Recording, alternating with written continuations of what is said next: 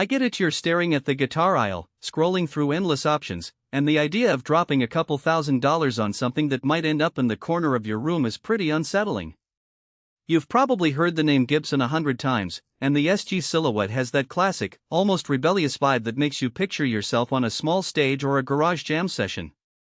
The big question is whether the left-hand SG standard in Ebony is the right match for you, or if you'd be better off waiting for something that fits your style and budget a little tighter. Link is in the description if you want to check the product details on Amazon. First off, the SG body is famously thin and double cutaway, which means you can reach those high frets without contorting your arm. For anyone who spends a lot of time soloing or playing lead lines, that extra access is a genuine day-to-day benefit. I've watched a few left-hand players swap their usual Strat-style guitars for an SG, and the biggest thing they notice is how quickly they can flip the neck for those screaming bends.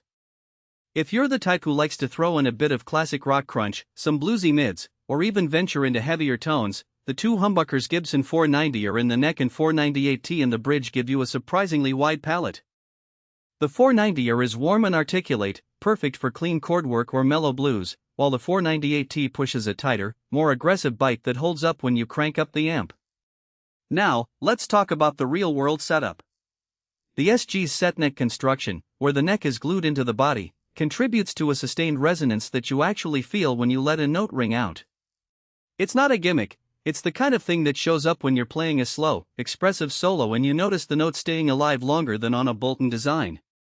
The mahogany neck with a bound 22-fret rosewood fingerboard feels smooth under the fingers, and the acrylic trapezoid inlay gives you a clear visual cue for where you are on the fretboard without being distracting.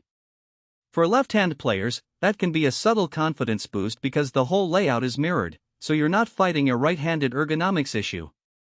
What about tuning stability? The Grover Clouzon-style green key tuning machines on this SG have a solid reputation for holding pitch, even after a hard bending session or a quick change of strings. I've seen a few videos where players swap strings on stage, and the SG stays in tune through a full set. The Tune-o-Matic bridge with its stop bar tailpiece adds another layer of stability while also allowing you to fine-tune intonation fairly easily, just a matter of moving the saddles a bit forward or back.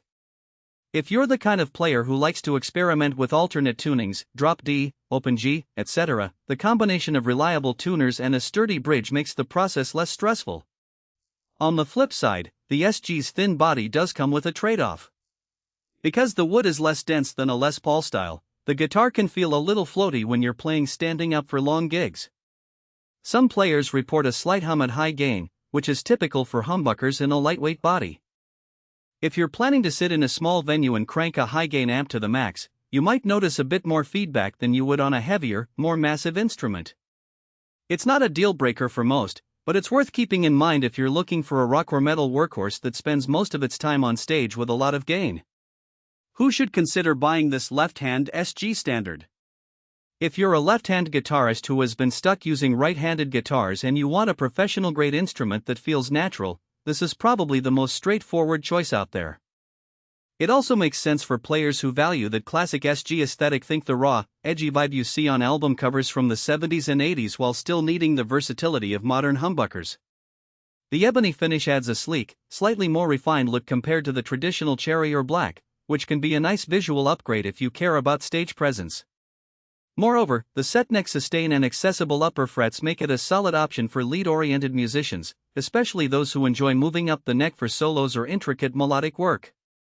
On the other hand, if you're a beginner on a shoestring budget, you might want to look at more entry-level models.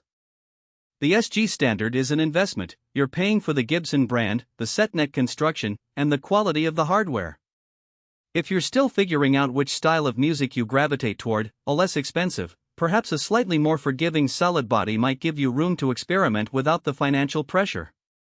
Also, if you primarily play heavy metal with ultra-high gain and you need a guitar that can handle extreme distortion without any feedback, you might find a heavier-bodied instrument like a Les Paul or a modern